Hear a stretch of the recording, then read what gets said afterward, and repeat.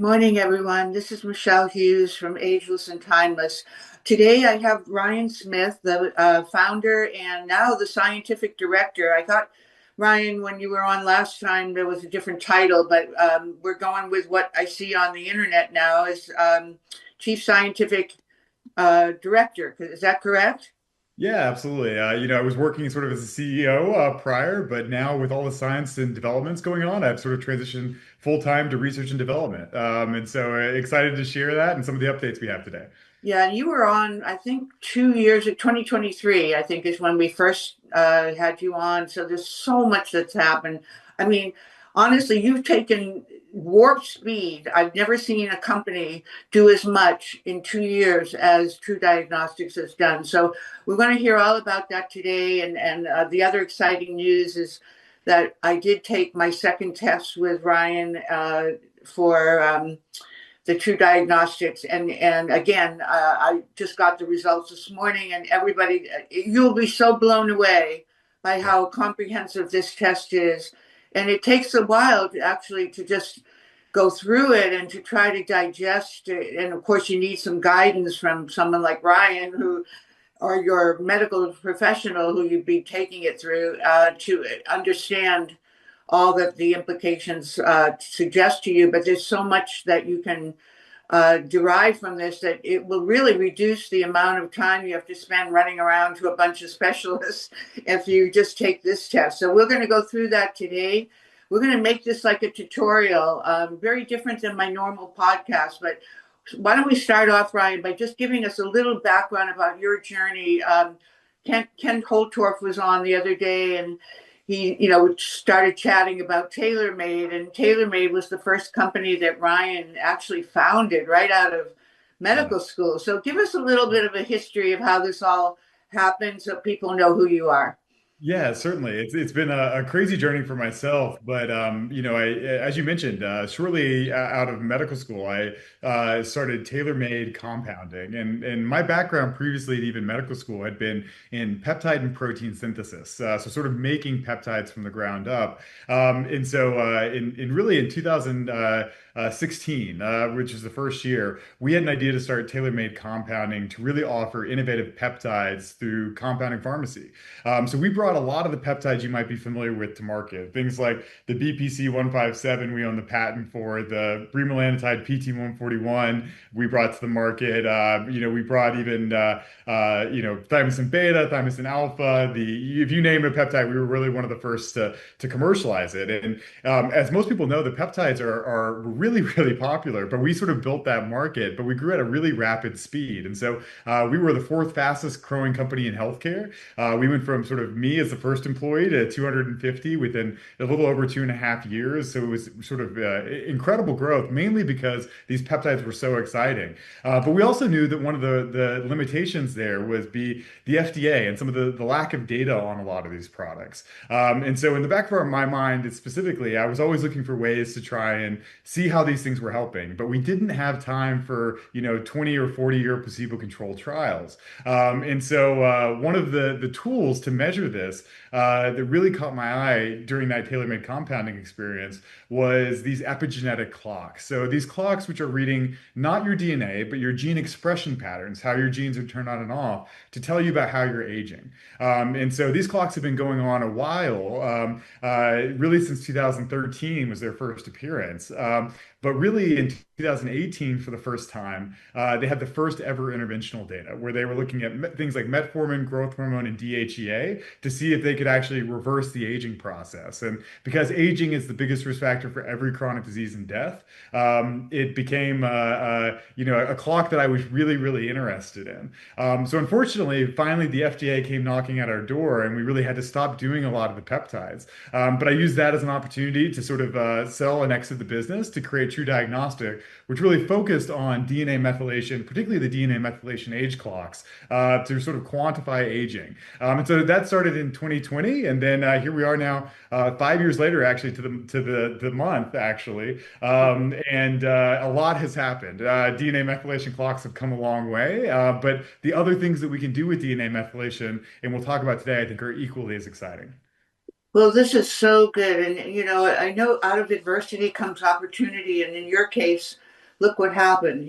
Yes, you left medical school because you were disenchanted. That's an adversity at that time. And look what happened with TaylorMade. Then TaylorMade looked like an adversity as the outcome of that company, and now look what happened with TruDiagnostic. So you're like a poster child for creating opportunity out of adversity, and this is certainly something that we all, as entrepreneurs, and people that are looking for answers to health issues, we always look to people like you.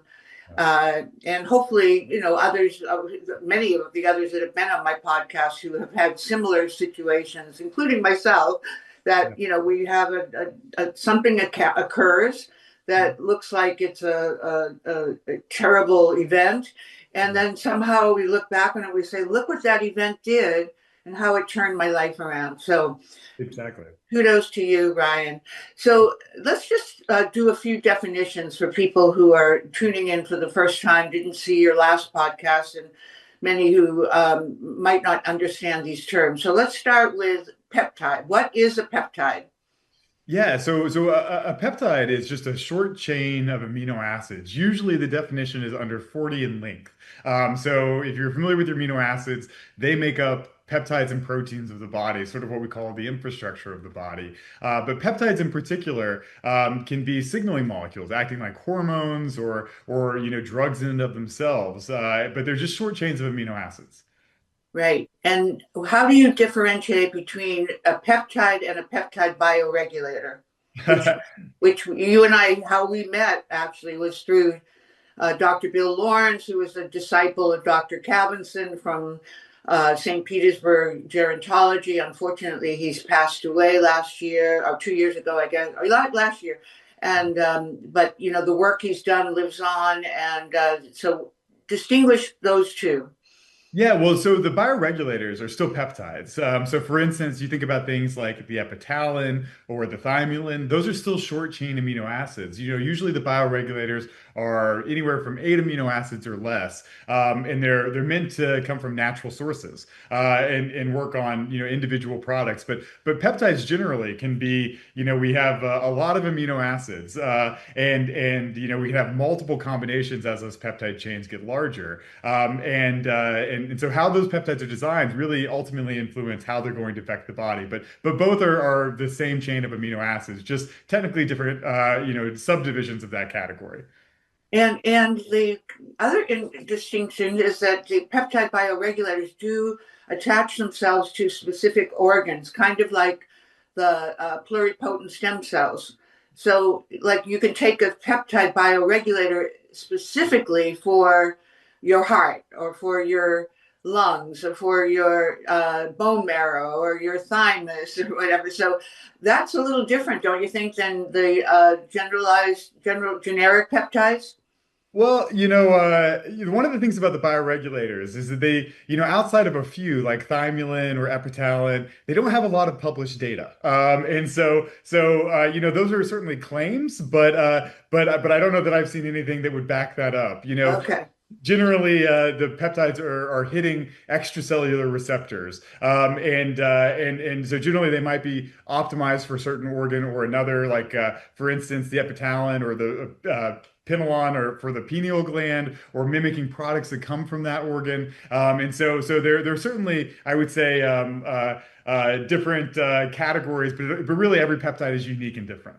Okay. All right. Well, good. That's good to know. So, okay. Now let's talk about the difference between chronological aging and biological aging. That's some like an ABC of understanding what you're doing at TruDiagnostics.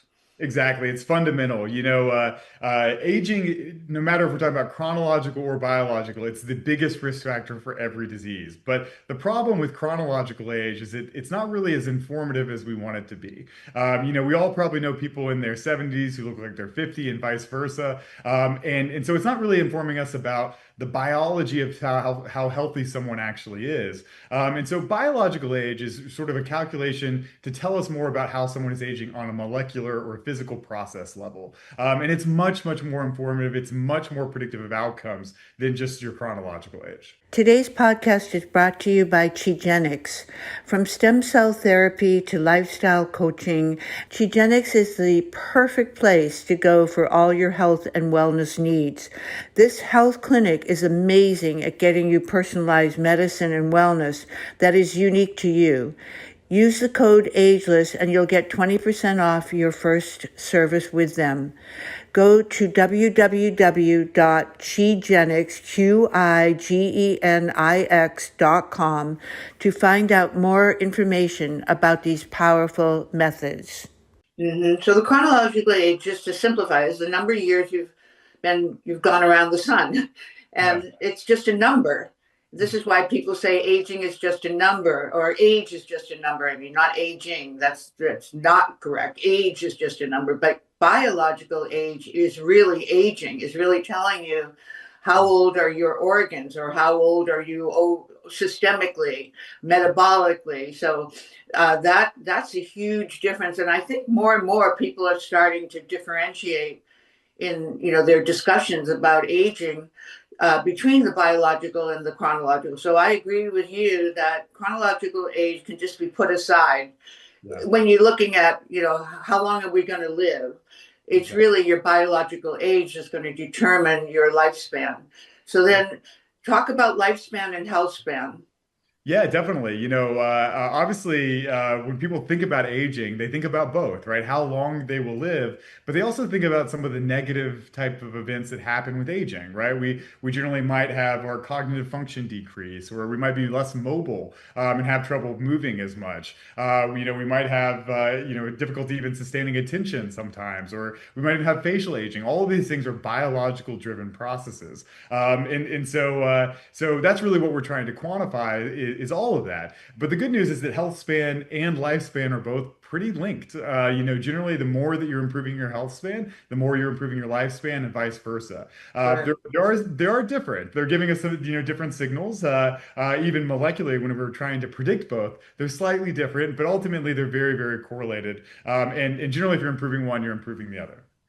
And so, what about epigenetics? How does so many people are taking DNA tests today, and there's so many companies offering, although my favorite is the DNA company. And as you know, we've talked about Kashif Khan and Tracy Wood, and I've done their tests twice now, just like I've done your test twice. So I have really good feelings about the depth of their testing. But the key thing for people to understand about the DNA company is it's an epigenetic test. Yeah. And it's not like 23andMe, which is of course now defunct, but where and DNA company never sells your data. So let's talk about the key differences of all these different DNA tests that are out there. But how do you differentiate from your perspective?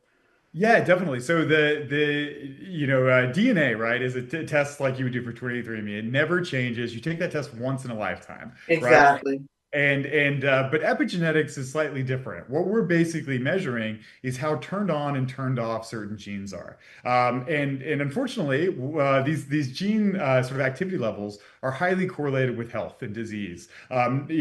Originally these clocks started by predicting just someone's chronological age. But this data set on epigenetics can now do a lot more than even just your chronological or biological age. We can tell you your risk of certain diseases. We can tell you what you're eating in life. We can tell you what zip code you've lived in based on pollution markers in your DNA. So really, the way that I like to describe epigenetics is sort of a log of everything that's going on in your life.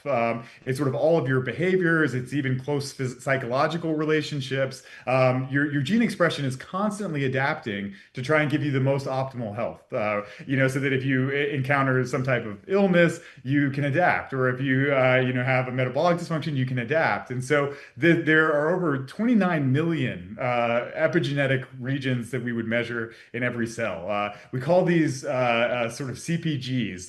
That's where these methylation groups are attached. And so we're sort of measuring the off switch. And so really we measure millions of different locations. And at every single site, we get a number of 0 to 1. 1. The closer it is to 1, the more turned off that gene is. And the closer it is to 0, the more turned on that gene is. And that's not necessarily a good or a bad thing, but we can read those patterns. We sort of always try and joke and say that we're creating the Rosetta Stone of understanding that data set. So what we're trying to do is to use really artificial intelligence with lots of data like that, numbers between 0 and 1, and then also outcome data. So we can try and predict the things that we're trying to predict. So in the case of biological age, we might try and predict that to time until death. So how long do you have to live to create a biological clock? We might though do it to when do people start developing Alzheimer's disease, or do people have Alzheimer's disease, or how much weight might you lose if you take a GLP-1? So this data set is a really, really robust data set that can do a lot of things, but we're really just measuring your gene expression, how turned on or turned off different genes are. And in those, the term epigenetic really does mean lifestyle. So it means really that you're not given a death sentence by your gene, your what comes out of your DNA test. Because if your genes, like you're just saying, if your genes are towards the turnoff side, but it's a negative gene like the APO4, Alzheimer's gene, but you're not, it's not actively being inspired, let's say, in your body because you're doing a lot of lifestyle things to prevent that. So I think that's a key thing for people not to look at their DNA results as a life and death sentence and then, give up because, oh, I'm going to get Alzheimer's because I have the APO4 allele. That's Yeah. not true. Yeah. You may never see an activation of that gene, even though your parents gave it to you. Yeah, exactly. I'm an ApoE3/4, so that's particularly relevant to me. But yeah, no, I think that we've done what we call heritability analysis for things like longevity, and we see that the good majority, probably about 70%, is still based on behaviors versus 30% that might be inherited genetically, and so that's still the large majority, which I hope makes everyone feel a little bit more empowered to take care of their own health. But that is the good point, is that with the DNA test, you generally your DNA won't change across a lifetime. However, Right. with epigenetics, it's changeable, and so it sort of allows us to take a baseline, see where we're at, and then ultimately help improve our health by giving interventions and then trying to measure it again to see which direction we're going. Okay, so let's talk about telomeres. I noticed that the telomeres that you did in the first test with me in 2023, I didn't see in this test. Is that a conscious decision that you made not to include telomere length?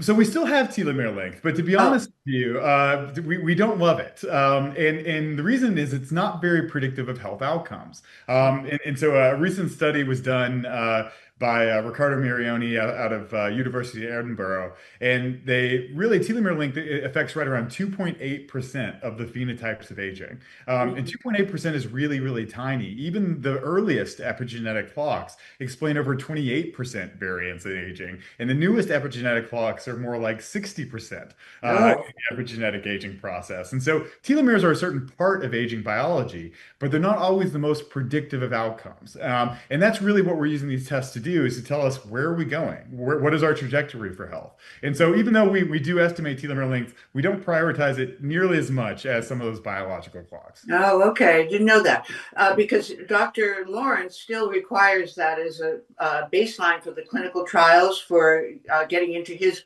trials for the peptide bioregulators. That, as you know, he's got about 100 medical professionals and some even consumers in his clinical trials. But the first thing he does is make them take your test. Yeah. And I can say this from firsthand experience because I am in his trial, but I think I told you that. But then the second one is the SpectraCell test, which he made. I took twice, but he says he's not so keen on the results of the SpectraCell test.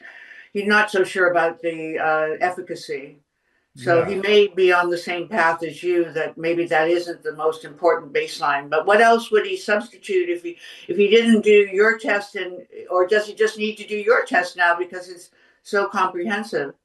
Yeah, well, at the end of the day, there are a million different measurements for aging, right? And that's because so many different things change as we age. Some people like to just use grip strength, right? Because our grip Hmm. strength will reduce as we age. And so ultimately, whenever we're talking about the testing that we want to use, there's really only two things that are important. And with all the complication that's out there, I always try and just drill down to two important things. The first is what is the most predictive? Because ultimately, again, that's what we're trying to do is we're trying to use the test which gives us the most confidence about our trajectory, right? If we're aging poorly, we want to change that. Mhm. So you need a test that's been validated to be predictive of outcomes, right? And so generally what that means is you have to take basically data from biobanks. So biobanks have taken samples for years. So we work a lot with Harvard's biobank, which has taken samples for over 50 years. And so we can actually pull samples from 50 years ago, do their epigenetics, and then see if our algorithms are predictive of outcomes. Our clocks perform very, very well here. We actually can predict death within a 5-year time period with a 92% accuracy. So generally, all of our algorithms are published. They're well validated. Some of our algorithms have been published in over now 250 different studies, showing all of these outcomes with some of the best researchers in the world at your institutions like Harvard, Yale, Duke, Stanford, Columbia. And so there's really, really good data to show that these are the most predictive of outcomes. And that's really ultimately why we're using them. But the second thing that we also want to know is, just getting an idea of where you're at is helpful, but it's not helpful if you don't know how to change it. Mhm. The other part is the how. What do we know about changing these markers? And that's been someplace that has been hard to do over the past few years, but now has grown exponentially. We can now offer a lot of different recommendations, and we do that through things like our systems age score, where we don't just now give you an age, we actually give you an age of your different organ systems. So we can tell you Right, the age of your liver versus your brain versus your heart. right. It gives us the ability to actually take personalized interventions. So in the tests that you're doing now, do you actually tell people that when they're going to die within 5 years, or is that something too negative to put into a test? Yeah, we don't put it into the test. The moral implications of that are a little scary. Exactly. But we do show that, so the clock that we did to do that is one we created with Harvard. It's called our omic age clock. And it is very, very, very predictive of lifespan. And so instead of reporting on death, we give you just a biological age. So we tell you how it relates to your chronological age. And ideally, your biological age should be lower than your chronological age. Of That's course. really what we want to shoot for. So what's the average that you see in the tests? Yeah, so it depends on what group we're looking at, right? In our commercial cohort, the people who take our test commercially, a lot of them do really well on aging, and that's because most of the people who buy our test are health conscious, right? Yeah. Already self-selected to be very interested. But if we look at like biobank cohorts, of the general population, generally, chronological age is about average, right? Chronological and biological age. So what we really want though is for everyone to be lower. And so we're trying to get everyone to be as low as possible for as long as possible. So, okay, so on that first category, what would the average be? How much younger the biological age cohort than the chronological? Yeah, our commercial cohort, the one that is probably healthier than any other group out there, is on average about 3 years younger biologically than chronologically, which doesn't sound like a lot, but it actually is. It's a big difference. We're talking about reductions in relative risk that are significant in terms of time until death and a lot of others. We even have a website called the Rejuvenation Olympics that we created with Brian Johnson, which is sort of a competitive leaderboard for all of the best agers in the world. Oh, So that would give you sort of even the top 10 agers, who's aging the best in the entire world out of anyone who's taken this test. oh, that's cool. So what would that website be? So yeah, it's called the Rejuvenation Olympics. I might even just share my screen really quickly Yeah, and sure. show it to you. But this is the one we created with Brian. Brian started the leaderboard, but has fell off a couple times and now is back on top. So we do this Dunedin pace, which was created with Duke. It is your instantaneous pace of aging. And so really Brian got his as the lowest I've ever seen, to basically zero point 0.5. So for every 1 year, he's only aging half a year in his pace, which is super impressive. We had a couple other celebrities and people on this at one point in time. Another very popular podcaster or YouTuber is Simland as well, but there's a lot of people on here that are aging very, very well. Mhm. And so this is our leaderboard. Anyone who takes our test is able to add their results here and see if they can make it. We do require 3 tests though to make this leaderboard. Oh, cool. Can you send me the link to that? Yeah, certainly. I If want you to I want to put that in the show notes. So yeah, send me that link. That's really cool for people to see. Well, I feel really good then because I didn't get to do a really in depth of my results, but it did say 10 years yeah. difference between biological. So that's a really good result then, huh? Oh, that's an incredible result. That's something to be proud of. And I wasn't even that cool about it. I thought, oh no, because at A4M I did a test that told me I was 20 years. So I was a little disappointed, but now after talking to you this morning, I'm feeling much better about that. Oh, So, definitely. Yeah. well, I promised that we would make this into a tutorial. Oh, one other question before we get into that. DNA methylation. A lot of people don't understand what that is. Can you elaborate? Yeah, so basically, if people are familiar with DNA, they know we have 4 base pairs of DNA, and one of those base pairs is called the cytosine. And at certain parts in our DNA, those cytosines can become methylated. So we basically just attach a carbon group to them, and that's what DNA methylation is. It's sort of a marker on a cytosine. And again, when that marker is attached, generally that gene is less transcribed into RNA. So it's just less active, it's less expressed. And so that's what we're reading actually, is we're looking at your cytosines in your DNA and seeing how often or not they are actually methylated with that carbon group or not. And the more methylated, again, the less active they are. And so that's really the raw data that we're reading, is we're looking at gene locations and we're saying on a scale of 0 to 1, what percentage of those cytosines are methylated. And how do you improve that ratio or that score? Well, then that's the important thing is that sometimes you want that methylation to be very high, sometimes you want it to be low. So for Yeah. instance, we're talking about a tumor suppressor gene. We really want that DNA methylation to be really low, right? Because then you're actively suppressing tumors. But if we're talking about an oncogene, a gene that might cause cancer, we might want that to be more methylated. And so it's not necessarily that one is good or bad. That we want to basically be able to read the patterns to the optimal health outcome. And that's really what we're doing, is by training these algorithms to be predictive of things like disease or death. We know what is bad and we know what is good, and then we can tell you where you're at on that spectrum. So just personal question to you for a moment. When you did your test, how did you change your results? What were some of the lifestyle things that you did that you can now see have made a difference? Oh yeah, we've done a little bit of everything actually. So at this point in time, we've done now over 120 interventional trials. So we've done trials in everything from stem cells to exosomes to hyperbaric oxygen to retroviral inhibitors to GLP-1s and weight loss medications. So we've got data on all of these. Personally, I try a lot as well. I'm sort of my own guinea pig, and I think that we have different things that work for everyone. I tend to be a really big fan of the tried and true methods. And I know that this is not exciting for anyone, but things like exercise, things like stress reduction, things like plant-based diets with, are very, particularly green Mediterranean diets are Mhm. excellent. But we've now even published with Yale on over 51 different age interventions and ranked them all together. And so some of the more exotic things that I really like are things like hyperbaric. Hyperbaric is one of the biggest signals that we've seen in healthy populations. I also am a very big fan of things of like the SGLT2 inhibitors, like your canagliflozin or empagliflozin that make your kidneys permeable to glucose, so you sort of pee out your glucose.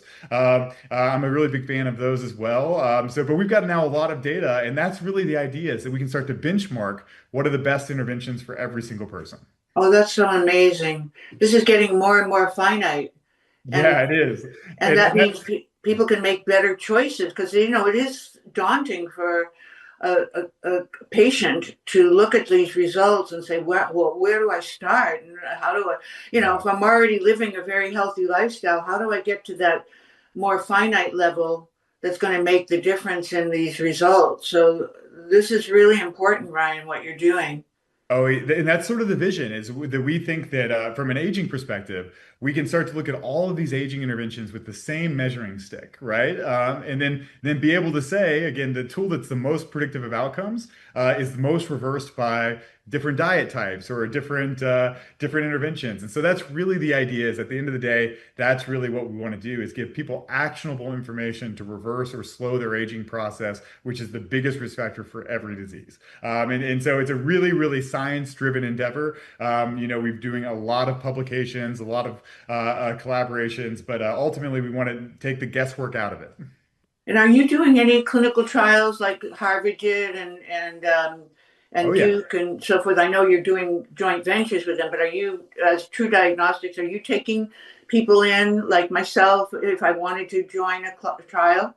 Oh, absolutely. We do this all the time. We've done, studies on a variety of different things.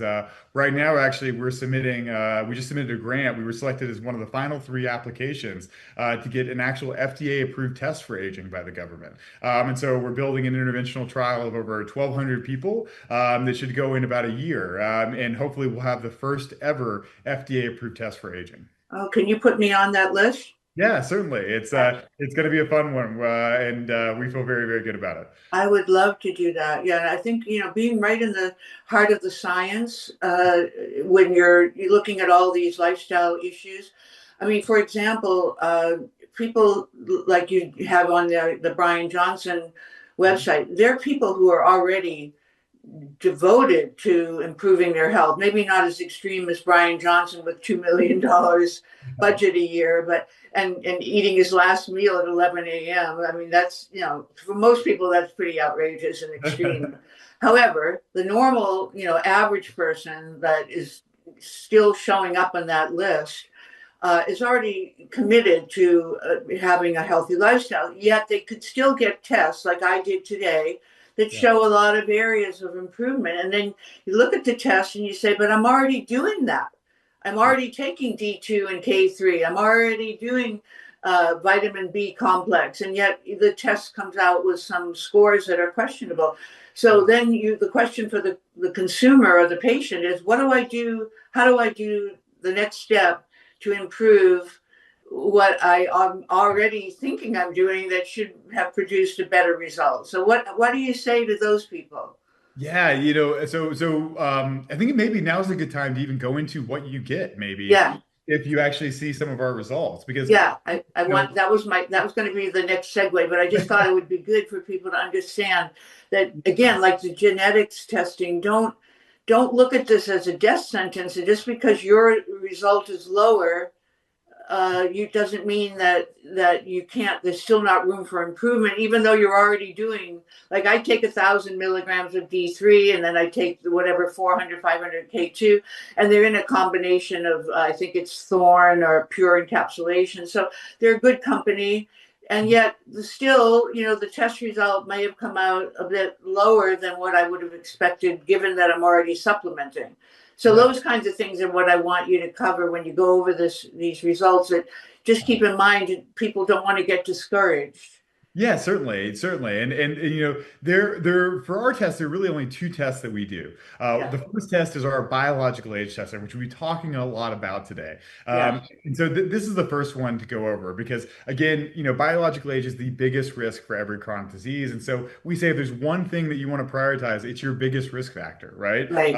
And so ultimately, we have three big aging algorithms that we use here on this one. This is our omic age. Again, we tell you where your chronological age is versus your calendar age. We tell you where you're at within our population, and we can even track those results over time. Okay, We do okay. Well, let you take over the podcast. This is your opportunity now to have people understand exactly what they're going to get in this amazing test, which is not something that most people are used to. They go and do a blood work test maybe once a year, and maybe some specialty test, but never ever is there a test that I know of that is this comprehensive that will tell you so much. So yeah. let it be your game right now to tell everybody what this is all about. So go ahead.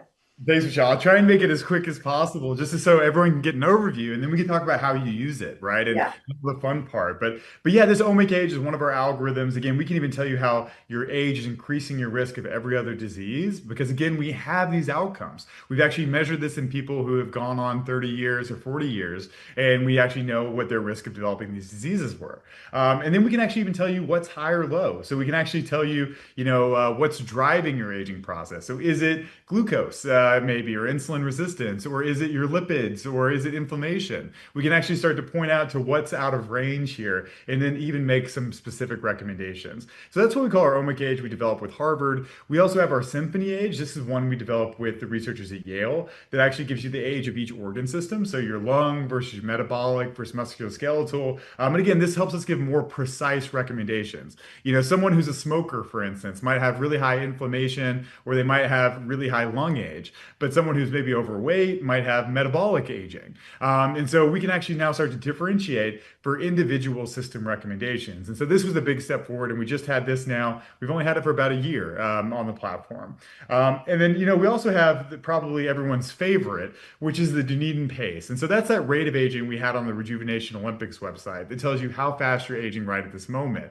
The reason that people like this one the most is because it's one of the most well validated, but it's also the most correlated to health span related metrics. So a lot of people think, I don't want to live, till I'm 120 and just have a really poor quality of life. And so if you really want to maximize things like your IQ and mental processing speeds, even your facial aging is really tied to this metric. And so for people, they really like this. It's also more responsive to change. And so again, we want this to be as low as possible. Well, again, Brian's is the lowest we've ever seen at 0.5, but as long as you're below 1, that's really what we want to see there. And so those are some of the biggest aging metrics, but we do a lot of other things on this report too. We can tell you all about your immune subsets, to see if you have any immune deficiencies. We do tell you your telomere length here as well. And we can even do things like telling you how much you smoke or drank across a lifetime based on these markers. And so that's really what our true age report looks like. And it's really meant to quantify that aging process. And again, there are a lot of different age tests out there, but these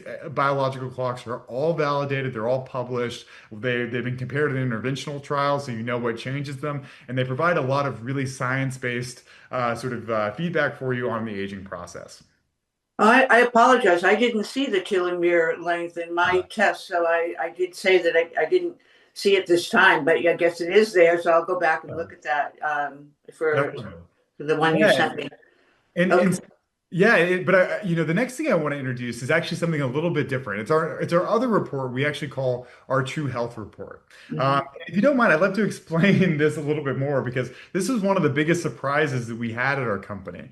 Whenever we wanted to create the omic age, we noticed one big thing, which is if we wanted to create the best aging clock available, we really needed the most data available. And so we really wanted to measure everything we could possibly measure in this cohort. And so in order to do that, we have this classification system we call the multiome, and it really starts with genomics, right? What is that DNA sequence? Then it goes to epigenomics, and that is again what DNA is expressed, what's turned on and turned off. That then creates RNA, which is transcriptomics. That RNA then goes to the ribosomes to create peptides and create proteins. That's what we call proteomics. That really creates the infrastructure of the body and then creates metabolites. And so there we're talking about hormones, we're talking about neurotransmitters, we're talking about all of the different chemical exposures you might have in your environment, like PFAS chemicals or even microplastics. And then ultimately you have the outcome, what ended up happening to the person. And so we took all of this data that we possibly could and measure this in our Harvard cohort. The problem is it's really expensive to measure all of these different things. And you also need plasma, you need phlebotomy. And so we basically asked the question, can we just with methylation predict all of these other values? So can we predict your hormone levels? Can we predict your neurotransmitters and cortisol? Can we predict your clinical function measurements like your VO2 max or your HbA1c? And the answer was yes, we actually could. We can actually do this with 1,700 different biomarkers just from DNA DNA methylation. And one of the coolest things about this is that they actually tend to be more predictive of outcomes than even your classical biomarkers. And so this is when we created this report we're calling True Health. And we actually think that in the next few years, this will replace all of your clinical blood testing. There's no reason you'll need to go to a LabCorp or Quest to get your bloods drawn because we can actually report on all of these different things that you would see here. In terms of categories, we do a lot. We do all of your vitamins, so all of your B vitamins, your A, D, E, K vitamins. We would do all of your amino acids, like your, taurine or glutathione, which we know is a great longevity-specific amino acid. In addition to that, we can do all of your antioxidants, like your carotenoids. We can do your fats and cellular membranes, like your omega-3 ratios, your omega-6 ratios. We can even tell you about, your NAD biomarkers, your lipid particle sizes. We can get so much information now from just a single drop of blood, and running all of these different algorithms on it. And again, they are more predictive. 62% of the time, they're more predictive of the classical biomarker. So, for instance, if we're trying to predict cardiovascular disease, a lot of people look at blood pressure. But our prediction of blood pressure through epigenetics is actually better than even the measured blood pressure that you get in clinic in terms of predicting cardiovascular disease. And why is that, Ryan? Yeah, so one of the reasons we think that this is the case is I always like to use a Steve Horvath quote, which is another potential benefit of using DNA methylation-based biomarkers is they represent a longer average concentration. So the best similar example is HbA1c and fasting glucose, right? Our fasting glucose can vary all throughout the day, and if we get it at a single point in time, it might not be indicative of our overall health, right? We might have just had a big glucose meal, right? And our glucose is super high. Doesn't mean we have diabetes. It just means that our glucose is high at that moment. Right.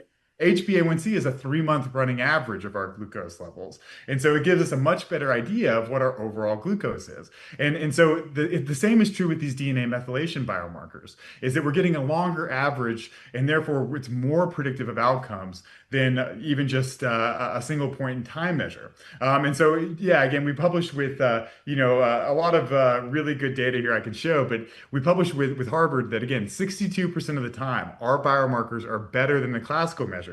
But again, we don't have to get whole blood. We don't have to, so we don't have to go to a phlebotomist. We get over 1,700 of these biomarkers from a single drop of blood. And so the scale and accuracy and predictability of these things is sort of incredible. And that goes into this report where we actually tell you, again, where you're at, if your HDL particle size is high, if it's low, and then we try and give you recommendations on how to improve that. And some of the things we can do here are pretty incredible. We can tell you even what you're eating based on these different metabolites, and then even suggest ways to improve that. I'll show you maybe one more example if you don't mind. One of my favorites, which is that we can actually, again, look at what you're eating based on the metabolites in your blood. So, we did this by taking self-reported food behaviors and linking them to metabolites.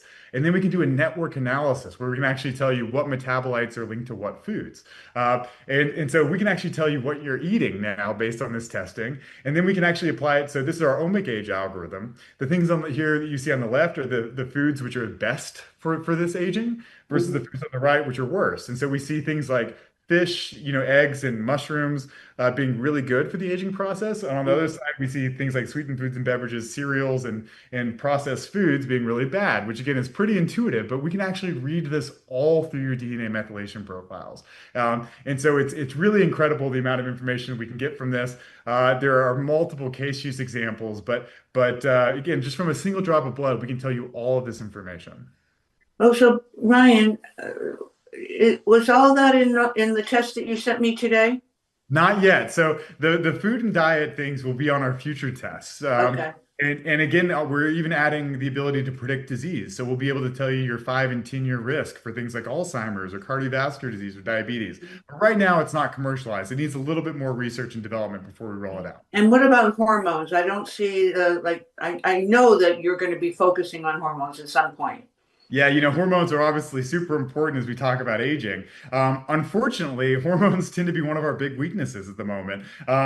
People who take exogenous hormones sometimes mess up our readings. And so right now, hormones are not on our list of things.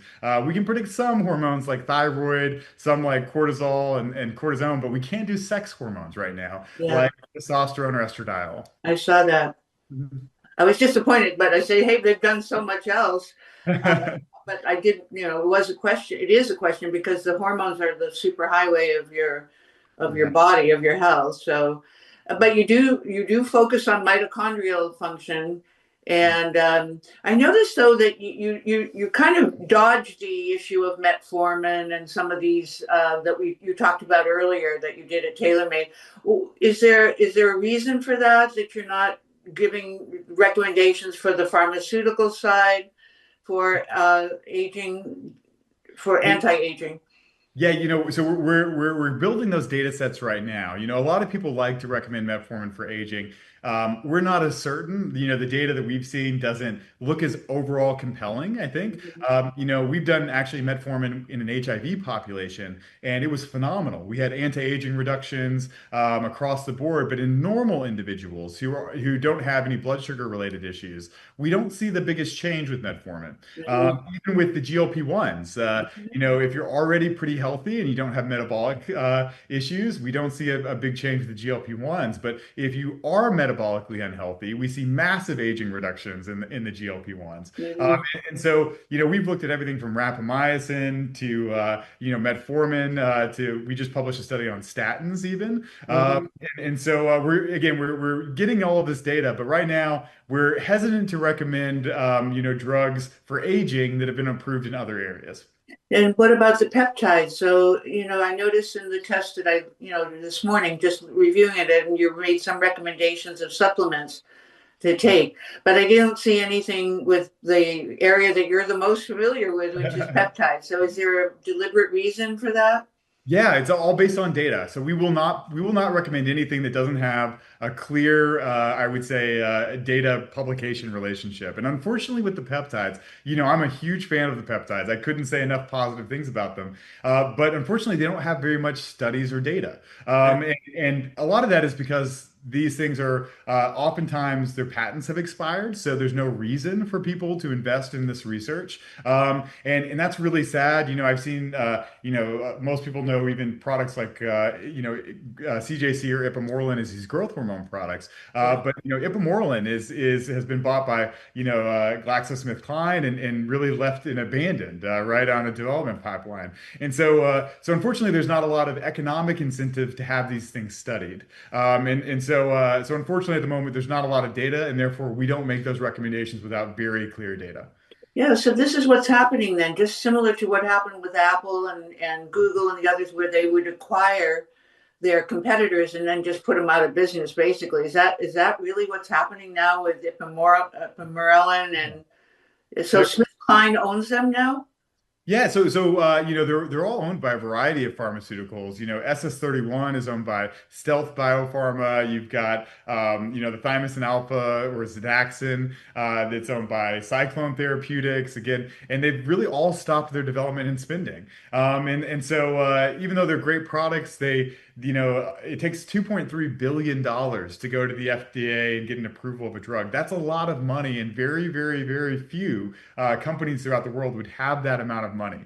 Right. And so just because I think there's a different threshold, but unfortunately, we don't have data for those things. We're always trying to get some of that data from our commercial cohort, people who are already using them. Hmm. And we can do cross-sectional analysis, but we can't do a placebo-controlled trial because it's really not sponsored or approved in the typical formats. Is this the same for the semaglutides? Semaglutide's different. That is owned by Novo Nordisk.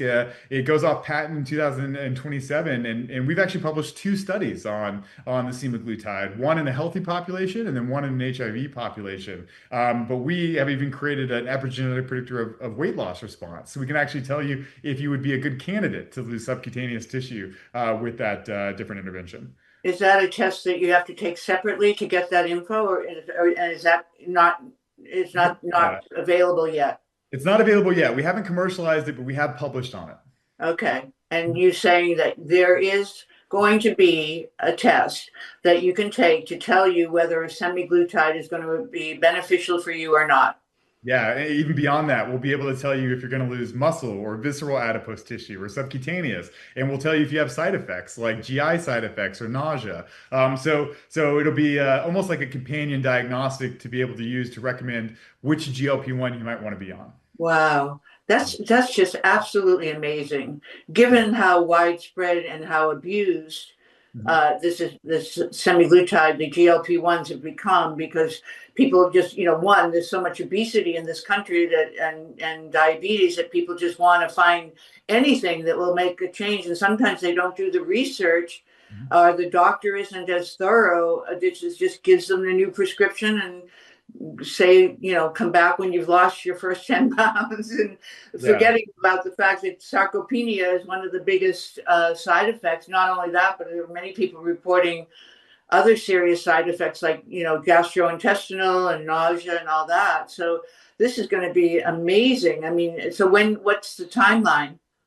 Yeah, I think probably just in 6 months or so we'll be able to have it. And to be honest with you, we might even be able to add it for free on all of our reports. Oh my goodness. Oh Lord. Yeah. What And is the cost? What is the cost of the test as it is today? yeah, so generally, I think we do each of our reports for around 4.99 direct to the consumer. However, I think we always try and give some discounts on that, and I think that if anyone's watching this, they can use the code ageless20 for 20% off that. So it would be 500, let's say, for each test, so $1,000, so they could get it for 800. Yeah, well, and actually the combo is we do offer for 8.99. Again, if you're getting Oh, 20% off that, oh, it'll be even cheaper. Mhm. so it'd be about 700. Yeah, wow. Yeah. Everybody listening, I hope, and watching today, this is like amazing. It'll be one of the best $700 you've ever spent for managing your health. I can say that with all, and I'm not even an affiliate with you, and there's no financial considerations here. I say this only because I'm a believer and because I want to help people. And really, I'm going to send this test to my doctor. You know who my doctor is, and say, why am I taking my lab core test in August, my annual blood work, when you've got this test? Do I really even need to Yeah. go in? Is there anything missing on this test that isn't on the typical blood Yeah. work? Outside of hormones, not really. That is at the end of the day, the one thing we're trying to add to make it a comprehensive test. And again, even when we compare them head to head, we know that these are actually better than even your classical blood work. Have you had any repercussions from LabCorp or Quest about the fact that Not yet. We just published the preprint in December, and so this is still very, very new. But we're really excited to get this more widely used and validated. I think that in the next 3 months, we should have 6 or 7 validation studies coming out showing just how good and predictive these are. so if people just go and do their hormone tests, that would be all they would need? It just because I last time I did my blood work, they took 20 vials of blood, and she does really comprehensive lab work. So, well, I guess we'll do it this year just to compare the Yeah. lab results with your results to see where there's a discrepancy. That might be an interesting. Yeah. Do you think there will be discrepancies? Well, probably, but again, the only thing that really matters again is how predictive it is of outcomes, right? And Yeah, so again, if you were going to compare your glucose and your HbA1c, they wouldn't be highly correlated because one's a point in time, the other one's an average. Ours is that average, right? right. And so there might be some discrepancies, but again, that's why we publish, that's why we have this data to show that our markers are effective and validated. And just for everybody to know, all you have to do is get a prick of your blood on your finger, and you put it on a card, and you fill in the little circle of the card. Do you have a picture of that Well, anywhere? Like, unfortunately, I don't have one readily available, but okay, oh, actually, I have it in my photo gallery because I took a picture when I was at the lab, and yeah, there it is. You have it, right? yeah, this is it's just a small finger stick circle right there. We just It's unbelievable. I mean, compare that to 20 vials of blood. and Yeah, how you exactly. feel afterwards, you know. Yeah. Well, Ryan, how do people reach you to get the test? That's really important. Yeah, so TruDiagnostic.com is the best place. You can order the test directly. We do oftentimes recommend taking it to your provider to help analyze and interpret. Yeah. And if you need help with the recommendation of provider, feel free to reach out to us, and we're happy to do it. You can also find me on LinkedIn. Really the only place that I'm active. But feel free to reach out if anyone has any questions or needs to be connected to a provider. And not only that, but Ryan has very graciously done a number of podcasts. I was watching you this morning on Sam Tejada and Joy, Dr. Joy Kong. I think Kong is her name. Anyway, those were the two that I just came up. But if you Googled your name under or YouTube, you're very generous with your time and really helping people to understand more about the not only the science but the just the efficacy of these results that can save people so much time. Yeah, I'm So a huge believer in preventative health, and I think this is really true preventative health. yeah. So well, before we close, Ryan, what's next? So, I Other than what you've already talked about, I know all these incredible advances that you're making, but what else do you have in mind for True yeah. Diagnostics? Well, I'll tell you at the end of the day, my vision is to have one diagnostic you do twice per year that can report on your risk of every disease, report on your risk of lifestyle things that might be a problem. And I think ultimately we're going to get there. One of the ways we're getting there is creating the biggest combination of multi-omic biological data. And ultimately we're going to start to get a lot of FDA approved tests across a lot of indications. So I really do think that with one drop of blood, we can start to do some really great, low cost, highly accessible healthcare. That's the envision. How we go there, we'll start with aging and then expand to other disease. And then you were saying in the letter that I got this morning that to do it every 3 months. So you're saying now twice a year, but that's a goal. But you're for now, is it still 4 times a year? Yeah, you can take it at really whatever interval you'd like. We've even seen changes in as little as 3 weeks with things like our hyperbaric studies. Right. But I think that my goal is to get insurance reimbursed twice a year by Medicaid, Medicare, as well as any insurance. And is it now available for insurance? Not, Not. and we're working on that right now. Unfortunately, the FDA doesn't have a recognized aging as a disease, but that's really what we're hoping to change. Yeah, no, I had Eric Verdon from the Buck Institute, the CEO, and we got into that discussion about is aging a disease, and or how do you define aging? And so he said no, his contemporaries say it's not a disease. I think he's coming more from that allopathic Yes. model for that, even though the Buck Institute is becoming much more of a functional medicine. But anyway, he said no, it is not a disease. So what is it then if it isn't a disease? Yeah, this progressive deterioration, it goes back to the definition of a disease, but I think ultimately it doesn't matter how we call it a disease or not. If the FDA can prioritize the usefulness of a diagnostic, that's Hmm. what we care about. And they are. In that grant I mentioned they're applying for, it's called something a little bit different. It's not called aging, it's called intrinsic capacity, but Yeah. ultimately it's the same principle. Well, hopefully, with Robert F. Kennedy and the change of the direction, that you're going to have a lot more support for what you're doing, don't you think?